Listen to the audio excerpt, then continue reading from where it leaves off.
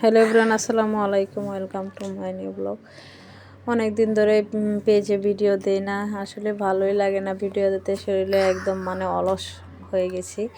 তো এদিকে নতুন পেঁয়াজ কুলে নিয়ে আসছিল আমার হাজব্যান্ড, আর আমি বলছিলাম যে নতুন আলু নিয়ে আসলে তো ভালো হইতো। তো সে আবার বললো নতুন আলুর অনেক বেশি দাম, পুরান আলু দিয়ে এই পেঁয়াজ কুলি ভাজি করো। তো এদিকে আমি আবার লাউ কেটে নিয়েছি, আবার লাউ কুচি করে নিয়েছি, লাউ ভাজি করব।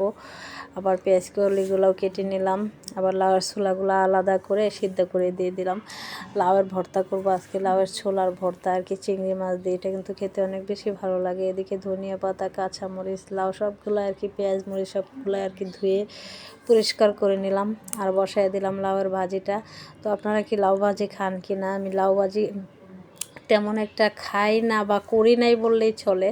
তো আজ নিয়ে দুদিন করলাম, ফার্স্ট টাইম যেদিন করলাম সেদিন দেখলাম যে অনেক বেশি ভালোই লাগলো, তার জন্য আর কি লোভে পড়ে আজকেও লাউ ভাজি করা। তো আপনারাও কি লাউ ভাজি খান কিনা অবশ্যই কমেন্ট করেন। আর লাউটা কিন্তু আমার মোটামুটি অনেক বেশি পছন্দই, গাছের লাউ হলেও আরও বেশি ভালো হয় আর কি।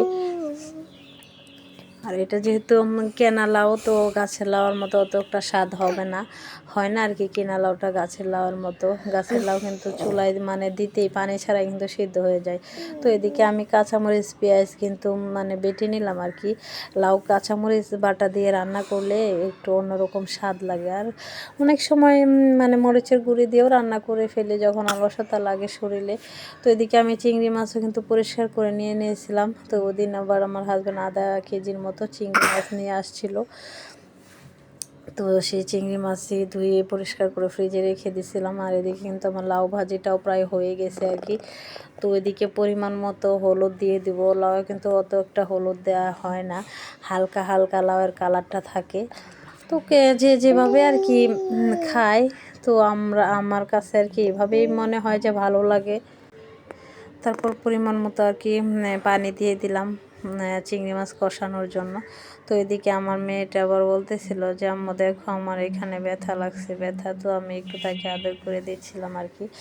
আর এদিকে আমার চিংড়ি মাছ কিন্তু প্রায় কষানো আর কি শেষের পথে। এখন আমি লাউটা দিয়ে দিব, লাউটা দিয়ে সুন্দরভাবে একটু লাড়াচাড়া করে নিলাম। তো যদিও আমি লাউ রান্না করলে আর কি অত একটা পানি ব্যবহার করি না বললেই চলে। তো এটা যেহেতু কিনা লাউ, গাছের লাউ না, সেজন্য আর কি অল্প পরিমাণ পানি দিয়েছিলাম। আর এদিকে আমি লাউয়ের ছোলার ভর্তা করার জন্য পেঁয়াজ, রসুন, কাঁচামরিচ ভেজে নিয়েছিলাম। আমার হাজব্যান্ড কিন্তু লাউয়ের ছোলা ভাজি অনেক বেশি পছন্দ করে। তো ভাবলাম সবসময় তো ভাজিই করি, আজকে একটু ভর্তা করে খেয়ে দেখি। আর এই ভর্তাটাও কিন্তু অনেক বেশি ভালো লাগে। আর ইদানিং আমার বেশি ভর্তা খাইতে মনেও চাইতেছিল আর কি।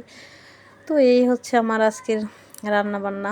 যদিও ভিডিওটা অনেক দিন আগের করা আর কি, তো প্রায় 1 মাস যাবৎ মনে হয় যে পেজে ভিডিও দিতেছি না বললেই চলে একদমই। তো এদিকে আমি একটু চিংড়ি মাছের যেটাকে হুঙ্গা বলে আর কি, এটা ছিল লাউয়ের ভিতরে, তাই আমি একটু ফেলে দিচ্ছিলাম আর কি। যেহেতু চিংড়ি মাছ অনেক আনছিল, আস্তে আস্তে আমার রাত হয়ে গিয়েছিলো, সেই জন্য আর কি একটু আর কি বেশি একটা না ধুয়েই রেখে দিয়েছিলাম। তো যখন রান্না বসাইছি তখন আবার ভালো করে কিন্তু ধুয়ে নিছি। তো এই হচ্ছে আমার লাউ রান্না। আমি একটু লবণ টেস্ট করতেছিলাম, আর একটু ধনেপাতাও দিয়ে দিব, যেহেতু শীতের সিজন, যে কোনো তরকারিতে ধনেপাতা দিলে কিন্তু ভালোই লাগে, খারাপ না।